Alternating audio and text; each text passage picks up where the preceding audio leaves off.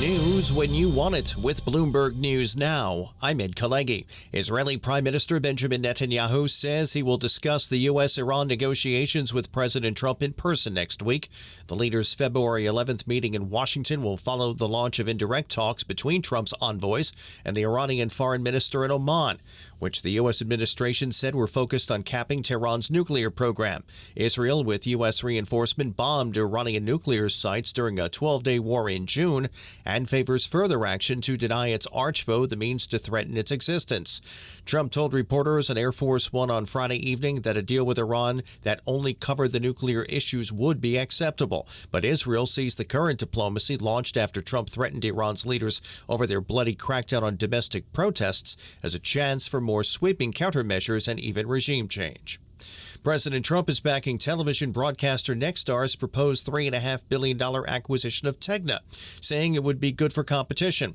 In a Truth Social post, the president wrote, "Letting good deals get done like Nexstar, Tegna will help knock out the fake news because there will be more competition and at a higher and more sophisticated level. Those that are opposed don't fully understand how good the concept of this deal is for them, but they will in the future."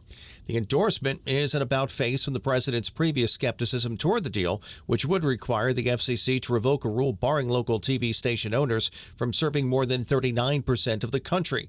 When the deal was announced in August, Nexstar said the combined entity would reach 80% of U.S. households.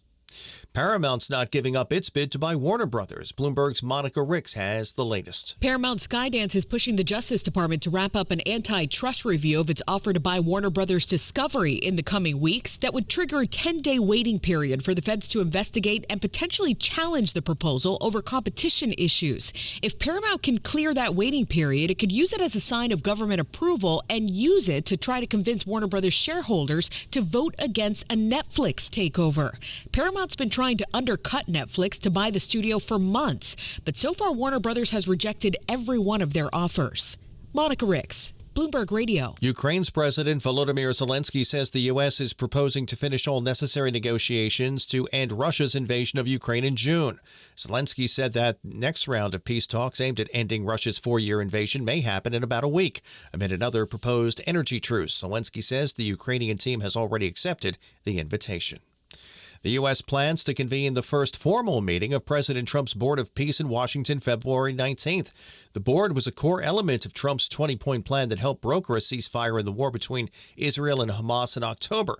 Trump led the initial gathering of the group's members, about 20 nations, including Belarus, Azerbaijan, and Hungary, in Davos, Switzerland in January on the sidelines of the World Economic Forum. Initially, the White House described it as a narrow oversight body to help guide Gaza through disarmament and a technocratic transition, and it won UN support along with the broader peace process in November. However, U.S. allies in Europe, leaders of international organizations, and experts expressed confusion about the board's true intent as it outlines has taken shape. Hims & Hers Health says it will stop selling its knockoff weight loss pill just days after initially offering it, following an announcement by federal regulators that they were launching an investigation into the telehealth company. On February 6th, the FDA said it would crack down on copycat weight loss drugs like those marketed by Hims. The company had said Thursday it would sell a cheaper version of Novo Nordisk's new Wegovy weight loss pill. The San Francisco Bay Area is seeing its infrastructure investments pay off as it prepares to host tomorrow's Super Bowl. Bloomberg's Karen Moscow has more. The Bay Area spent $200 million to make upgrades to Levi's Stadium, home to Sunday's matchup between the Seattle Seahawks and New England Patriots.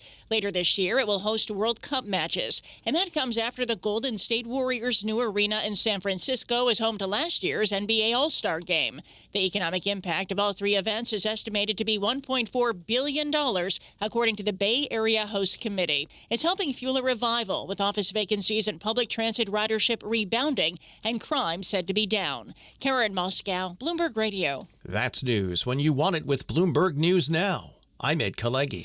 This is Bloomberg.